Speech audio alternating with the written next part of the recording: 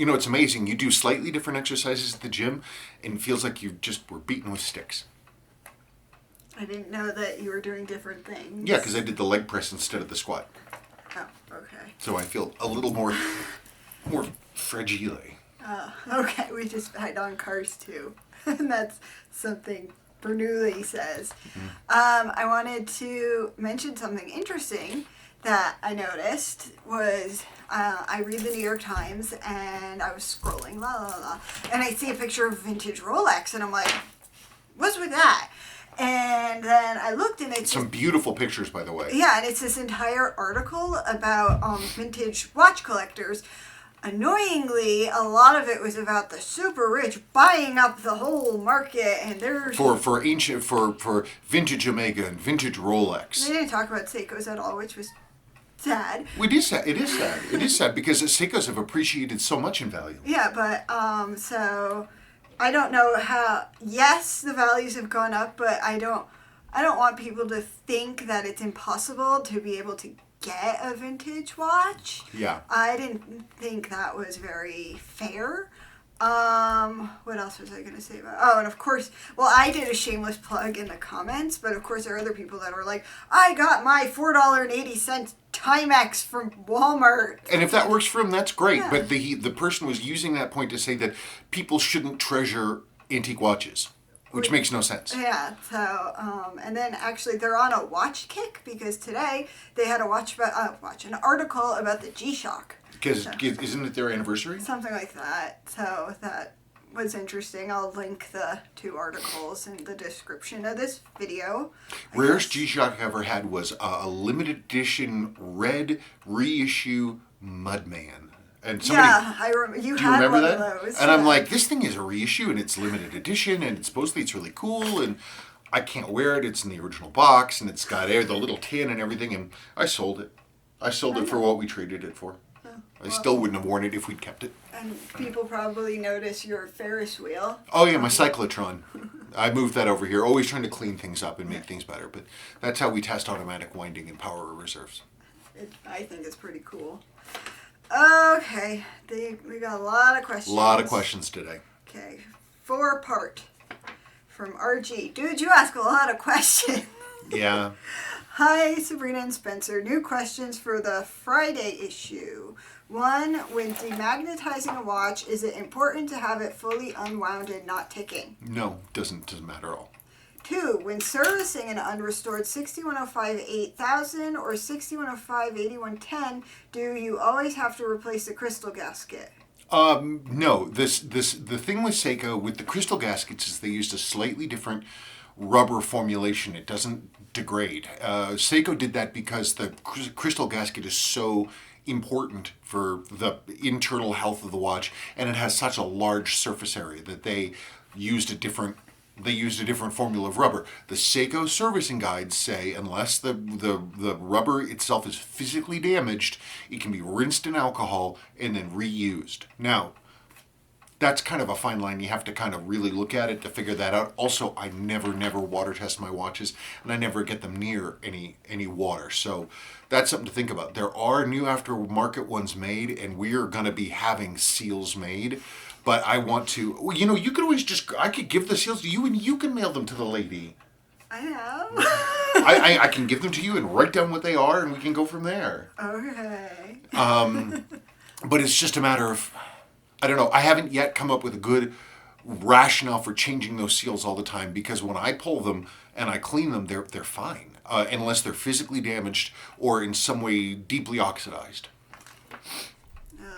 3, how about the bezel rotation and clicking mechanism?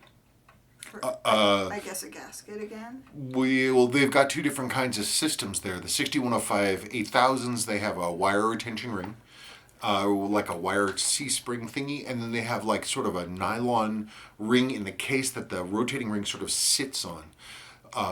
If that's not really water seal thing at all, and you can get Adrian Selleck at Vintage Time has new made of those nylon rings, but it's just a spring thing. Those, nobody makes those, and so yours is damaged, that's a problem.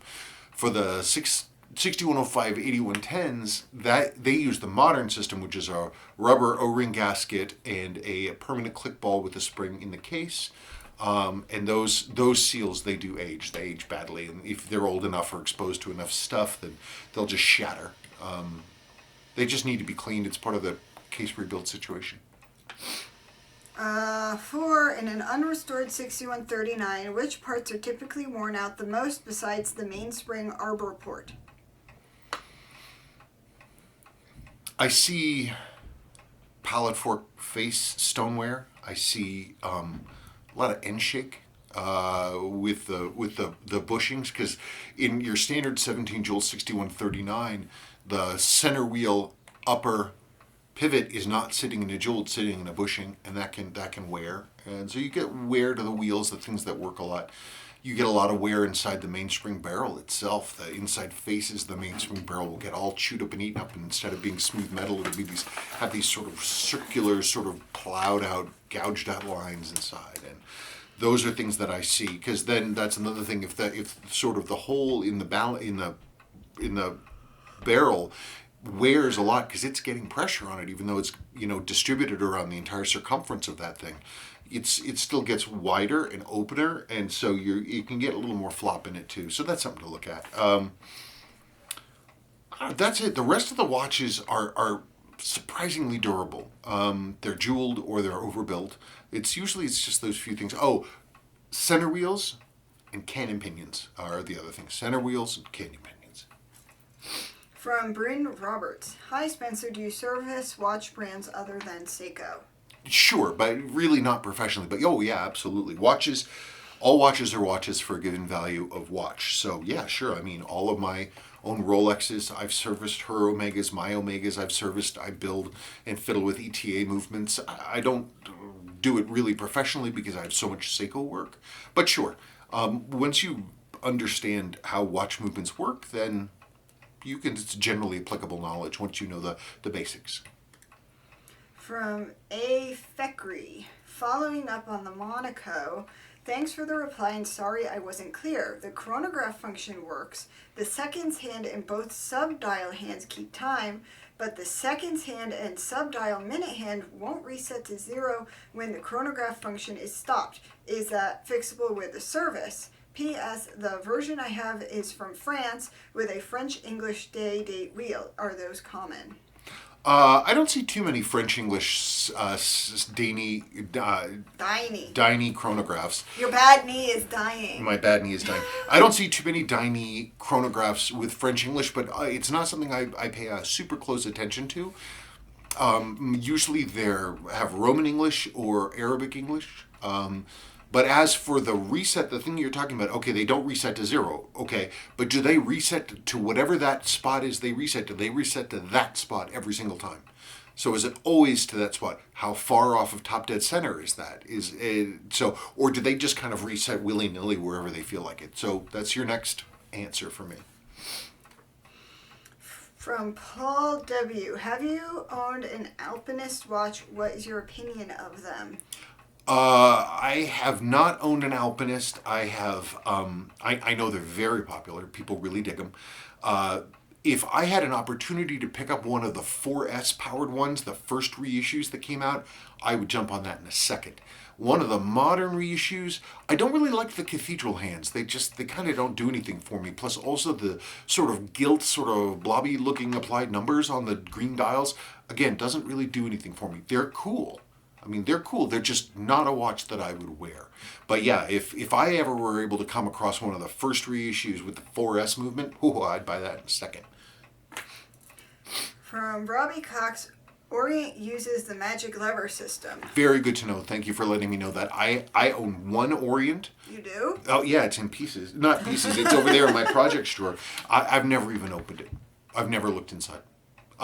By the way, on another note, speaking of the magic lever system, I went and one of these nights when after kids are in bed and stuff, I was working, and I went and serviced my own Marine Master, and I had to smile a little bit. I popped the thing open, and it's just basic Seiko tech.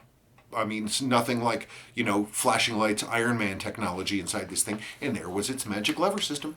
And there it was, just like anything else, very similar to the 7000 series, 7009, 725, 7005, 7S, 4R, 6R, blah, blah, blah. It's slightly different, but it's the same thing inside Magic Lever doing their business. Lane Edwards. Hey guys, thanks for your dedication to Seiko. My question this week is, why are the 5126 6010 divers so sought after? Are they rare, or is it just a tiny thing? I have the silver and black dial versions, and I'm looking for the orange dial. Do you have one you would sell? Also, I'm looking for a small or mid-sized link for a razor bracelet. Would you happen to have one? Thank you. I know what you're talking about with the razor bracelet. I would need to see the bracelet to know for specifically. Seiko had absolutely no issue whatsoever making tiny tweaks to bracelets for reasons. I may have a link for that. I have a lot of bracelets. I've got a lot of bracelets and parts, so it's possible. The 5126 DNA sport divers are one of those things where they were made in a period when people didn't take care of their watches long term. They were made in a period where a lot of that distribution happened not in the United States. They weren't made for a terribly long period of time, and so all of that adds up to not very many of them exist. The focus on the sport divers, like the rally divers and all that other kind of stuff, it's not quite as hot as it had been, but they're still pretty hot. And those rally divers are those Dany rally divers are just, they're really cool. They're cool and funky. I actually have one twirling around back there, but the inside was destroyed because someone took it and they went and they let it flood with water. So, but the outside is nearly There it new. is. Yep. The outside is nearly new, so I built a hybrid watch out of it because the dial and everything was destroyed. That is a common fate for those 5126s. And that's certainly what happened to that one. They're super cool. I wish more of them survived, but they're very collectible. It's spring break. There are children home. All three children are home. Sadie is thankfully playing Apex Legends on my computer. Otherwise, she would be fighting with Willow. And Sebastian... Willow's watching some weird new Netflix show with animals with giant eyes, and she says they're Tokyo. Yeah. And Sebastian's watching it. Anyway, so this next one was something I thought when we were talking about the fading color thing, but I didn't say anything because I didn't want to sound dumb. From P. You never sound dumb. Oh, well, thank you. Applied Science did an interesting video about different glasses which block UV light. I've always wondered what would happen if you put sunblock directly on the watch crystal itself. Gross. Watch crystals themselves could probably be made with UV blocking glass, the problem being that most have a green or orange hue to them. It's a tough problem. I was thinking because our windows are UV protected, it doesn't have a hue to it, but I don't think that we could get it on our crystals. I just didn't know why that wasn't something that could exist. I don't know. I was thinking for a time, years and years ago, about whether one could have basically sort of a removable film, almost like a case back protector film, but thinner, so it would be really invisible. That would be a UV blocker, but it wouldn't be permanent. It'd be something you could put on there and hopefully be clear enough that it would look good and then pull that off. The only thing I wonder about... Seems wasteful. Yeah, it does. It was the only idea I came up with at the time, barring having some other kind of like, literally like a sunblock for watches. But if you block the UV, do you block the lume from activating? What if it's a new watch? But I don't know.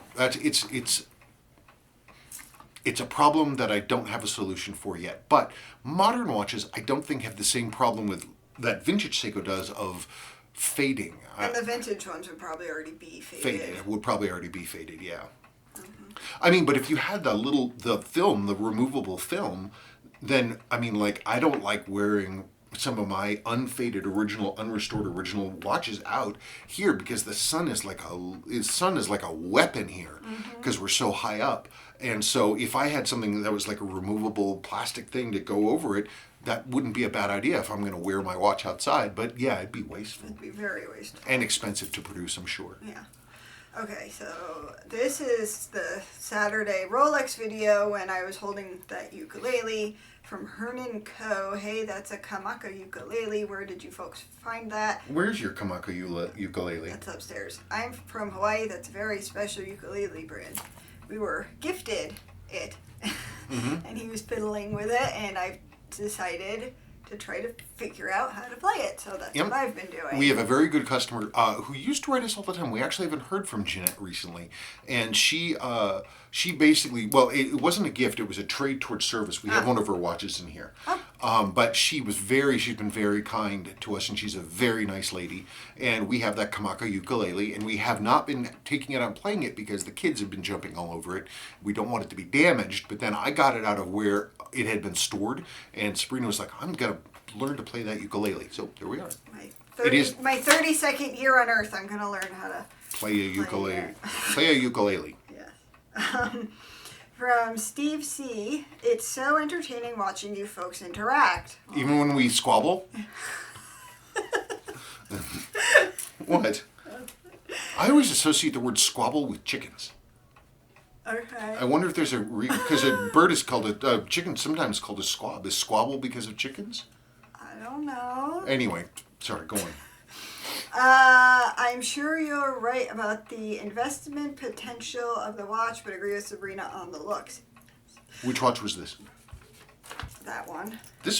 And someone asked what that was. This is a 1979 Rolex 16753 root beer. I have it on a standard oyster, not the two-tone for a gold and stainless bracelet that it came with that I have. It's not on that. I put it on a standard one, but it's Clint Eastwood wore one of these. Anyway, I've heard horror stories about wear on older Rolex bracelets. How do you tighten one that's worn? Well, on that Jubilee bracelet, it's one of the old oval link ones, and so the middle center links are just little C-shaped bits of metal that are closed up like this. That was a much older design, and I'm not sure that bracelet, which is quite old, actually went to this watch originally. Every picture I've seen of these has a more modern style Jubilee with a flat bottom and a half moon top, and the Rolex connecting pieces are solid gold, and they're one piece. There's no split to them. When you get a lot of stretch, Rolex stretch, from what I've seen, is you have all the parts are working together, and the links can actually go, and instead of being side by side, they actually sort of wear into each other, and then you start getting these sort of scooping out, eating away things, and then you get all this slop in them. I don't know how to replicate, to deal with that. I know there's some dude who lives I don't know if he lives in Singapore or he lives somewhere in the Far East, and he can, for a price, he can rebuild those bracelets and make them all better. But I don't know. That's tough, and I have no idea why it is that Rolex bracelets wear so badly. Yeah, that's silly, and you've shown me eBay auctions of how much stupid amounts of money people want for them. And for a Seiko bracelet to wear that badly from that same era, the watch has to be so beaten and so abused. They don't wear like that. And I don't know why that is. It's a mystery. Alex Kovac. Spencer, what's your opinion on modern day Seiko divers, turtles with 4R36 movements specifically? I like them. What's a turtle again? That's a watch. That's a turtle.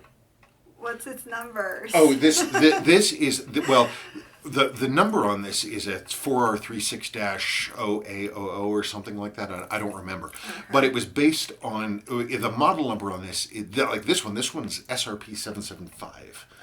Okay. But this is based on the 6309. Why is it a turtle?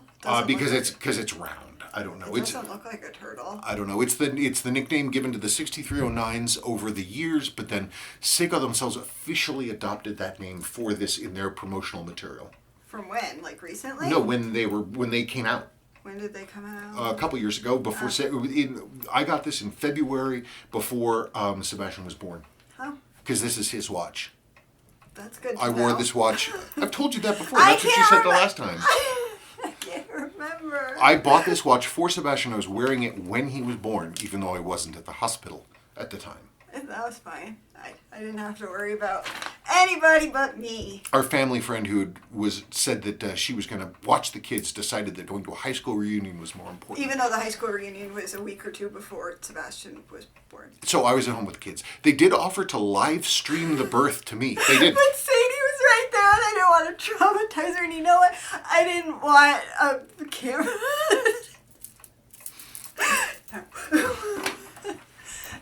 Anyway, from Piper Maru 2011, that was a fantastic episode. I think we're talking about the 62 MAS. Oh, okay. Is the next one on the Marine Master going to include the tunas? I don't have any. Well, I can certainly include the tunas that I have, but I don't have any of the Marine Master tunas anymore. I had a Darth tuna, the first generation 7C, but because I'm an idiot, I sold it to somebody, and I deeply wish that I didn't, and I really miss my first gen Darth tuna, and I sure wish I had it back, but I'm not going to go down that path. If I had one of the new automatic Marine Master ones, is there one, or are they all quartz? Gosh, I don't know. I'd be happy to, but I don't have one in here, or maybe one of the spring drive ones. That'd be neat. Whatever. From Seiko Scar, concerning the MM300's odd caseback shape, isn't that due to the AL35 movement being thicker than the 6159 movement?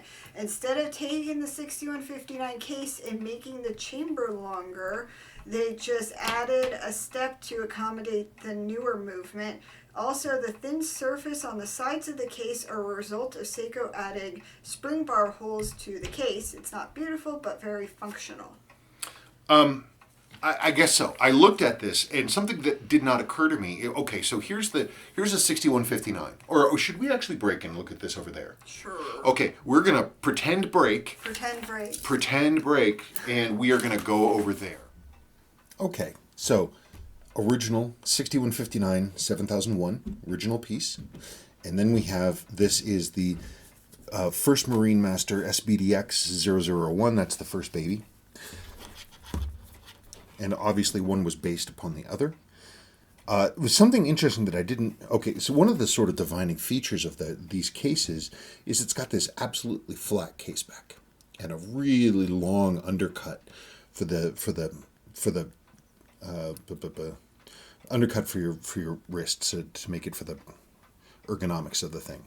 So I'd always sort of mentally complained about this sort of blobby back. And then when I realized, actually, after reading the comment, was that actually Seiko didn't, this isn't an extra thing that came out. What Seiko actually did, and I'm just noticing this now, is they actually cut out material. So instead of adding on this extra blob, they just ate this stuff in. They machined this stuff out. Because if you look at this, for the most part, if you draw your eyes from the back of this to the point of the lug, it's actually pretty flat. And if you look at the length of this side here, if you eliminated this, you'd get that long side here. That said, I don't know why they did this. This is a much more elegant back, but I could see one thing. You can't really put a bracelet on these. I've tried it, and you can't really do it. But these obviously are meant to have a bracelet. As for the line on the side being for this, being for the holes, I suppose that's true, but I don't know why they drew that line all the way along the side. But, whatever. Grandfather, grandson. There we are. Okay, we just did our pretend break, and we talked all about the Marine Master case and everything else like that. I know everything now. Where was I? I don't know. Carlos C. Hello, Spencer. A question for Friday. I have a Seiko 5126 7020. Anything you can tell me about the watch regarding movement-wise or just history behind it? Well, here's another question. So, do you want to answer that? Well, yeah. Well, the 5126 movements are they're cool. They're Dainey. They're one of the ones. Oh, Dainey. They're one of the ones that was their distribution was mostly not in the United States. They're good movements. They use a Swiss style automatic winding system with reversing gears, and they have a low sack height, which is one of the things that's good about them. They're nice watches. They're good tech. They have, and you can really dial them in. I mean, they get great accuracy. If the movements are in good condition, you can really, after service, they will really, really do nice jobs in terms of accuracy. They're good movements. Dainey did a really good job with them, and I wish there was, I don't know, it's just one of those things. They're super cool. Another question is, I've noticed that within the day it advances 2 minutes. I should probably get this watch serviced, but do you have any idea on what it may be? It needs servicing. But do you have any idea what might be wrong that would cause that? Let's assume that the movement's in perfect condition and it's gaining 2 minutes a day. That means it's out of adjustment. If it has not been serviced recently or for a long time, then that's going to be your problem. That it's going to have low amplitude and it's going to be bleeding off power. And when that happens, you're not going to get accuracy and it's just going to be gross. That's the way it is. Also, is it normal for this watch to switch dates at 6 a.m.? As far as I know, watches change at 12, but this one changes at 6 a.m. Any suggestions? Go back in time and find the person who put it together and say you need to make sure that the date is changing when you put the handset on. So it sounds to me like it was assembled incorrectly when somebody was doing some work on it. So that just would need to be corrected during a service because, yeah, that's the way you do it. When you're placing the hands, you run the watch forward until it snaps over the midnight day date, and then you bring the watch back a little bit, and then you put on the hour hand, and then you bring that up to midnight, then you put on the minute hand, and then you move it forward, and then you put on the sweep seconds hand, and you go from there. Okay. Well, that's the whole process. I wasn't listening. Well, I don't think you're going to be doing that anytime soon, but you could. No, I couldn't. I'm too shaky. Maybe. I'd kill. That's why when somebody said that having tweezers next to a watch made them nervous, and you were like, that's fine. I'm imagining me, and I'd be like, cool. Yeah, I mean, when you're doing work inside a watch, your tweezers are your fingers, and you're looking with serious magnification, and so I'm moving things. I'm touching things that are incredibly tiny if you're looking at them with the naked eye, And so, you do this long enough and you get really super fine motor skills where you can move things that are the width of a hair. And it's just, it's just what you deal with. So I hope that I have an idea of where my hand is, but point well taken. Did I read this question yet? I'm half asleep. No. Oh, no, you didn't. Okay, from Razvan Radu. Hi Spencer, great video as usual. What is the bracelet on the 6105 8110 please? Looks like an H-link Stelix, but the end links fit nicely. Were these made specific for this model or were modified? I'm searching for one. Larry at UncleSeiko.com is working on making this. He may already have this as an option in his 6105 diver accessories. This was something that I came up with. This was my baby back in the day because I noticed when I was partnering with Jonathan Koch before he passed, because this is one of Jonathan's bracelets. It's a Jonathan East Tech bracelet. It's one of the H-links. They're impossible to find now, which is heartbreaking because they were beautiful. Jonathan did a gorgeous job. They're a solid stainless version of the Stelux H-link. That's what he did. But these end links here, these are for the jumbo, the 6138 3000 series. That's what these end links are for. It just so happened that I had some and I noticed that they would fit this case. And so then I modified the thing to put them together. The reason I did that is because in a lot of ways this watch design is a 60s watch design. Late 60s, but a 60s watch design. The H-link is also a 60s design. And I said, and I love the thinness of it. I was like, I bet those would go really well together. And so I made this custom bracelet up. As far as I know, I'm the first person who ever did it. And it turned out really well. And more people do this now. And I've been encouraging Larry to basically make these as a pre-made set. And that's what he did. So it was a solid stainless bracelet, but you can also do it with one of the big H-links, or any H-link if you can get a hold of one. A set of these end links, which were Jonathan's, but I think an equivalent is being made today. The only thing that's funky is that the spring bars have to be a hybrid spring bar. They have to be a thin body with the fat tips. Normally these divers take fat bars, but the fat bars won't fit in this, so you need to have the thin bars with the fat tips. And Toxic NATO's, Terry Williams, Toxic NATO's, he has them in bulk. If you go to Toxic NATO's, he definitely has them, and they're what you need. They're the secret. Something happened. Okay. Okay. From Alonzo Cushing, another great vid, guys. I am the original owner of a 6217-8000. You are? Really? With a small crown? Purchased when I was in the Australian Army in Malaysia in 1967. Ooh. A few months back, I found it hiding in a crate where it had been slumbering for the last 40 years. My gosh. It is now my daily wear, and as I am retired, it is treated with kid gloves. Did you have it serviced? Is it serviced or is it original? If it's not serviced, I would strongly recommend servicing it. I believe the MS stands for automatic self-dater, but I may be wrong. I've heard that, so you may be right. Wow. Well, Mystery might be solved. It could be. I've heard that before. P.S. Is that an Uncle Seiko band? It looks like one I have on my It is. 6217. Great band. Yep, it is great, and that's another one of Larry's brilliant products to recreate that Tropic band. From CW, I just had a 1979 6309 813LT service, and it's running minus 72 seconds per day. Should I be expecting better? Oh, yeah. Even I know that, and I don't know anything. Yeah, that's, a minute off a day on a freshly serviced watch. Whoever did it screwed up. Yeah, they either didn't service it correctly, or they didn't adjust it correctly, or they missed a problem. So yeah, negative 72 seconds a day. When they were new, these things were, if I remember correctly, it's like plus or minus 30 seconds a day. But I'm generally able to dial them in a little tighter than that. But yeah, that's not right. From Todd S. Hi, Todd. Can you provide any info on the Seiko electronic watches? My wife got me a couple of EL370s, waiting in some batteries to try them out. Yeah, in fact, why don't we break?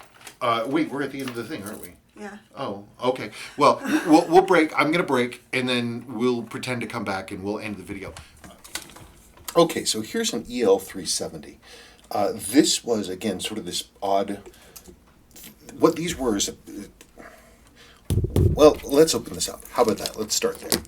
This one is, obviously, it's a little beaten up. This is what these 70s watches tended to end up looking like, because they were never taken care of, or often were not taken care of, and beaten up, and gold plating doesn't last very long, and it's one of those things that it was an expensive watch in its time, but it was not, they didn't last very well. And this one, like many of them, had a careless owner who beat it to death. Let me try to get this open with the proper case back tool. Hang on just one second.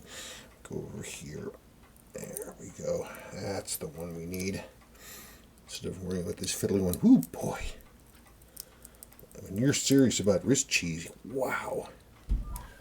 Look at the stuff coming off. This is what I get to deal with. Untouched original watch from the 70s. This is what they call DNA. Okay. Probably should be wearing a hazmat suit or something. Wow. Okay, so that's a lockdown ring. There's that. Wow. Yikes.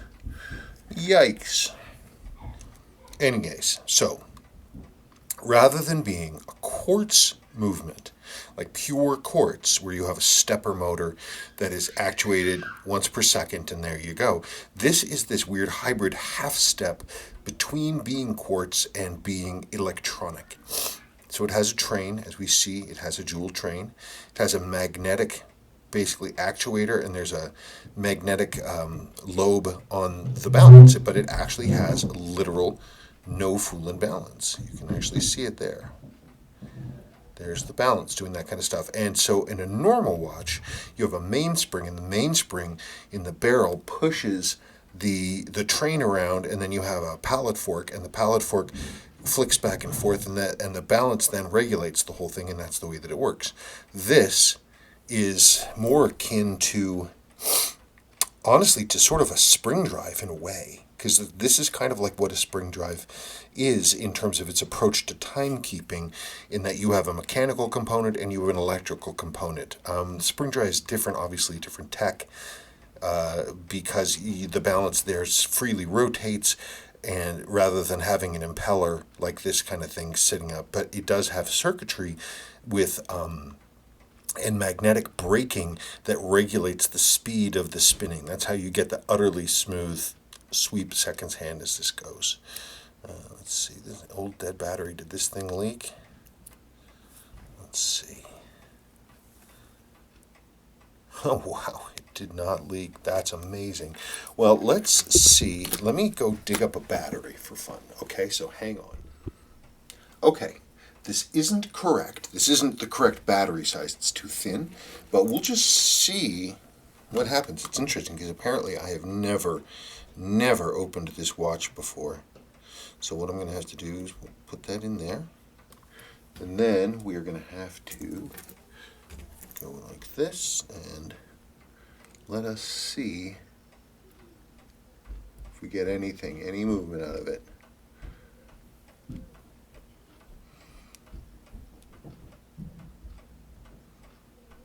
Nothing. Doesn't look like we're getting a whole lot of anything out of it. Whoop!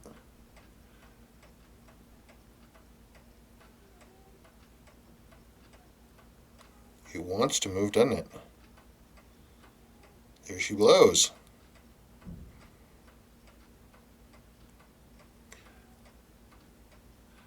Wow, so that one is alive. Pretty amazing. I mean, obviously it needs to be cleaned.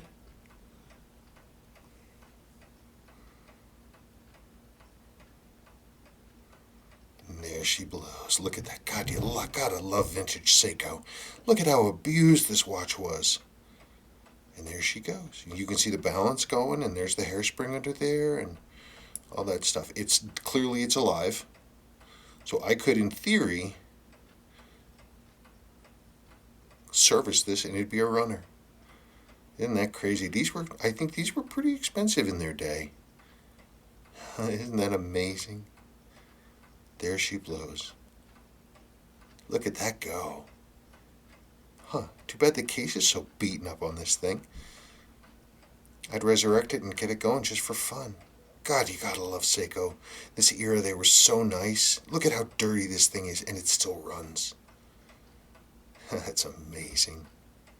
That's amazing. Okay, well, I'm not going to torture this movement anymore. But maybe I'll service that just for fun. We'll see. Okay, so that's what's up with these. I just noticed something. I was just looking at this. I blew it up. I blew this off a little bit, and I was looking at this. If anybody doubts that these things are high-end, 16 joules. 16 joules. This thing has 16 joules in it. That's pretty amazing. Pretty amazing. 16 joules. Wonder if I could fit this movement into something else. Wouldn't that be interesting, huh? I wonder if we could put this movement into another watch. Something that's prettier than this. Amazing. Gotta love Seiko. Okay. I just wanted to take a break. Sorry, I keep doing this to you. So I pulled this is one of the things I noticed. So these cases, they don't age very well.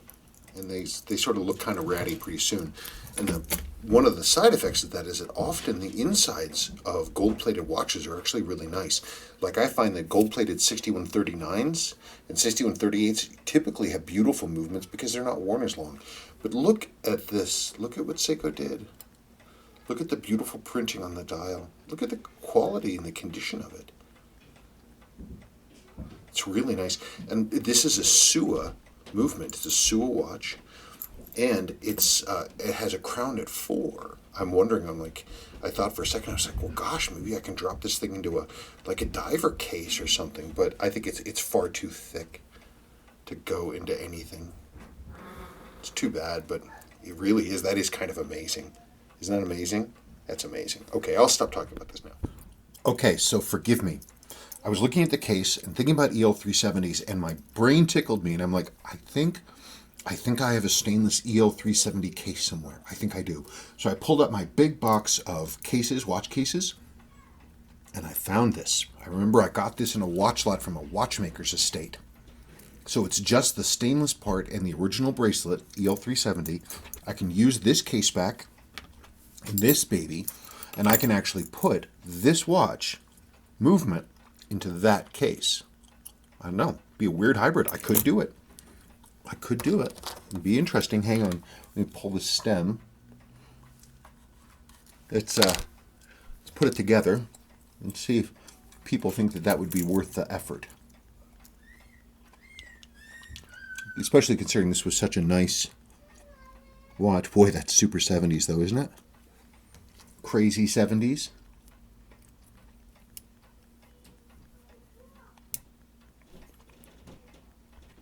Wouldn't that be nuts? I don't know, folks. What do you think? Should I make a hybrid watch?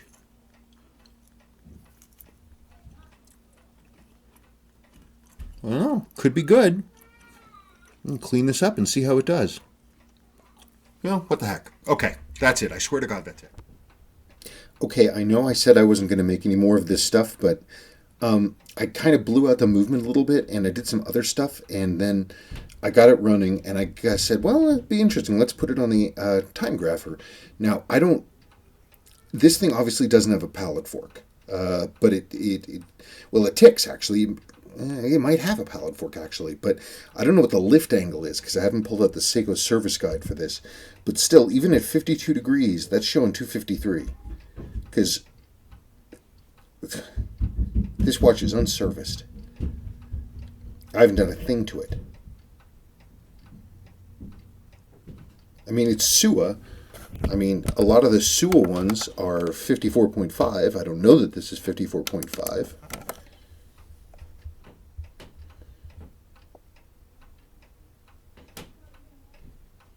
God, if only I had time to service this thing.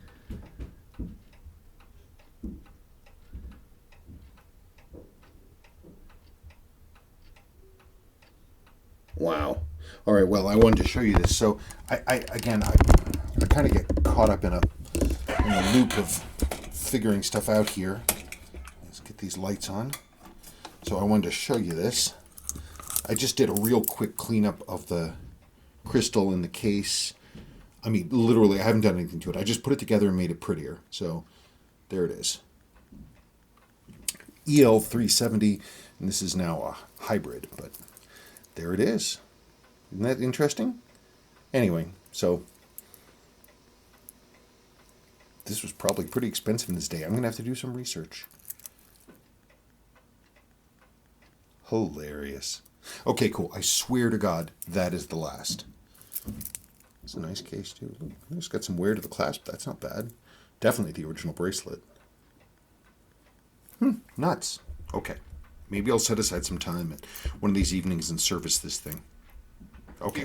As I said, they were a hybrid attempt to make electronic, but without being quartz. An example, I was thinking about this at the gym the other day, actually, because I read your question.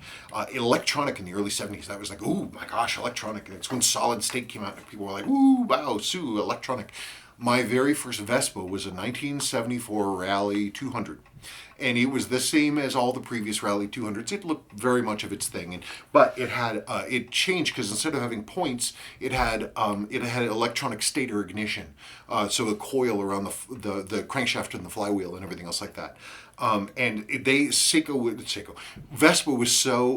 was so impressed by this, they actually put a new set of stickers on the side of the Vespa that said it had like silver reflective stripes, and then it said electronic, and said it on both sides. Electronic was a big deal. So those movements were an attempt to basically try to catch the quartz wave without being quartz, because the technology at that point was extremely expensive. In the early 70s, buying a quartz watch was the top of the top, the best of the best, and you had to Seiko quartz watches were significantly more expensive than their equivalent Rolex. And so that was what companies tried to do. It's the same rationale behind the digital watches that people came out with, the mystery watches that looked like they were digital, but it actually was the way that it was set up with dials that just clicked over. It was a standard watch underneath the hood with this faux digital thing going on, almost like a flip clock, except circular. Just trying to catch the wave. But as a result, they did not live very long. Anyway, that's about it. Okay. I have to take the dog to get his rabies shot. Yes, but he's not getting snipped today, right? No snip today. No snippage. Yeah, he's an energetic little fella. Yeah. He tries to eat us. He tries to eat everybody. Yes. He has very sharp teeth. Well, he lost one. Oh, I know. Yeah. He's losing his baby puppy teeth. Yeah, and Sadie said, he just bit me and it didn't hurt. He's an extremely sweet dog. We are used to an ancient dog who only moved when it was time to eat something. Or go to the bathroom. Or go to the bathroom. If he wanted to go outside. If he wanted to go outside. Other than that, he was just a lump under a blanket on the couch for hours. Yes. Oh, bless him. I wish he was here. I'd scratch him. Poor Pongo. Poor Pongo. Okay. Anyway, that's about it. So we're going to be... Do we know what the podcast is going to be about this The time? Marine Master. Oh, the Marine Master. Okay, cool. Because I'm liking learning about things. That's a good thing to do. Somebody's got to learn about something. All right. Thank you, folks. Bye. Bye.